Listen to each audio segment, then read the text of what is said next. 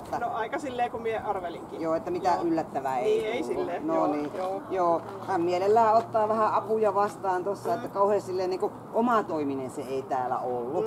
Ja sit sillä on aika hyvä muisti, niin kuin huomasit, että se vielä tuossa lopussakin kun laukauksia oli, niin vähän oli sitä mieltä, että eihän me nyt vaan tuonne kujalle enää mennä. Että hänen muisti toimii oikein hyvin. Tiedän.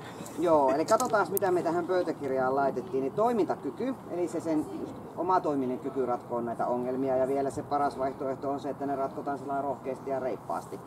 Erikoiskokeet tuo meidän kelkka ja pimeä huone. Kelkassa se tarvii sitä, että sä vähän liikut ja näin autat sitä. Ja siinäkin se selkeästi yritti työntää sinua, että voitko nyt mennä siihen kelkalle ensin, niin minä tulen sitten perässä kyllä.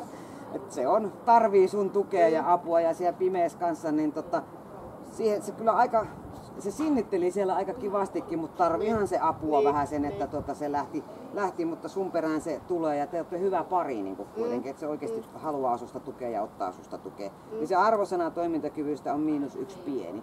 Sillä on sitä jonkun verran, mutta kyllä sun tarvii sitä vähän jeesailla ja auttaa näistä tilanteissa. Terävyys, tämä meidän erikoiskoe seinä tässä. Eli kuinka koira aggressiivisesti reagoi, jos se kokee itsensä uhatuksi. Se on +1 B, koira, joka ei osoita lainkaan terävyyttä. Ei sillä ole kanttia vieraalle ihmiselle kauheasti tuossa yksinään sanoa mitään. Että se on just se, että kun se jäi siihen yksin ja se oli jo aika kuormittunut, niin sitten se oli vaan niin kuin enemmänkin, että elää. Ja sitten kun se rupesi vähän olemaan sen näköinen, että oikeasti älä tuu, niin mähän lopetin hyvissä ajoin, että en mä sitä sen enempää ahistanut. Mutta kivasti se sitten antaa sen hyökkäyksen jälkeen tulla taas niinku silittelemään ja se ottaa itse asiassa meistä vieraistakin ihmisistä täällä matkan varrella sitten jo tukea. Eli tuollakin, tuolla ovella kun me ooteltiin, kun sä olit siellä sisällä, niin se halusi tulla mua pusuttelemaan siinä ja syliin. Että se, niinku, se haluaa sen ihmisen tuen. Niin, aivan. Sellaista tilannetta, että jos yleensä on, niin se on niinku niin, mutta silloin se niinku haluaa, että hei auttakaa mua, että se ottaa meistä sitä tukea, mutta hän ei ole kauhean omatoiminen. Mutta tosiaan se terävyys oli siis +1 P-koira, joka ei osoita lainkaan terävyyttä. Puolustushalu, kun te menette kimpassa tonne, niin siinä se on pikkusen pykälää niin kuin vahvempi, että se jotakin ajatusta on, että mä voisin tässä tehdä jotain, mutta kun sitten se kantti pettää kanssa vastustaa vierestä ihmistä, niin häivytään paikalta. Mutta ja puolustushalun arvosana on +1 pieni, eli sillä on olemassa semmoinen kuitenkin. No taisteluhalu. Miten se tuossa sitten tuosta leikistä nauttii ja miten se sitten muualla täällä vielä just sinnittelee ja tsemppaa, niin se saa tämmöisen kuin +2 B, kohtuullisen pieni. Se, sitten kun sä saat sen vähän moottoria käynnistettyä, niin se kyllä pikkusen munkin kanssa leikkii, mutta kun se on varovainen ihmistä kohtaan, se on myös vähän pehmeä koira, niin se vähän väistelee, mutta tuolla pimeässäkin se hienosti sinnitteli kuitenkin, että sillä on sitä moottoria ja sun kanssa se hyvinkin saa siitä vielä apua ja tukea, eli sillä on taisteluhalua sen verran. Termorakenne, no miten tässä testi aikana kuormittuu, sä näet, että se on vieläkin vähän paineissaan, eli se häntä ei ole oikein noussut vieläkään ylös.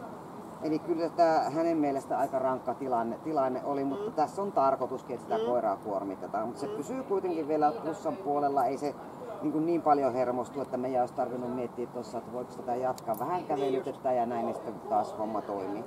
+1 B, se on hermostunein pyrkimyksen, mutta sillä on tosiaan taipumusta vähän ottaa paineita. Temperamentti, no tämä tarkoittaa sen niin semmoista reaktionopeutta, mutta tässä nyt lähinnä kun ajatellaan, että se kyllä huomaa asiat kun niitä tapahtuu, mutta se ei oikein uskalla lähteä sit sanomaan mitään hirveän nopeasti niihin, niin se on kohtuullisen vilkas +2 tässä se temperamentti sillä.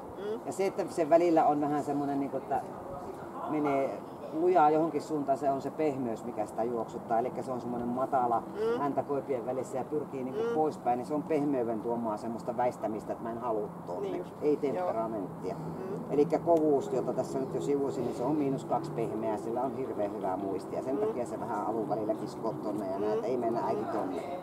Luoksepäästävyys +2A, luoksepäästävä aavistuksen pidättyväinen. Mutta tosiaan niin kyllä se sitten osaa tukeutua vieraisiinkin ihmisiin, kun tarpeeksi on, mutta vähän semmoinen niin kohtelias se on, että pikkusen voimme lämmitellä suhdetta ja sitten olemme kavereita.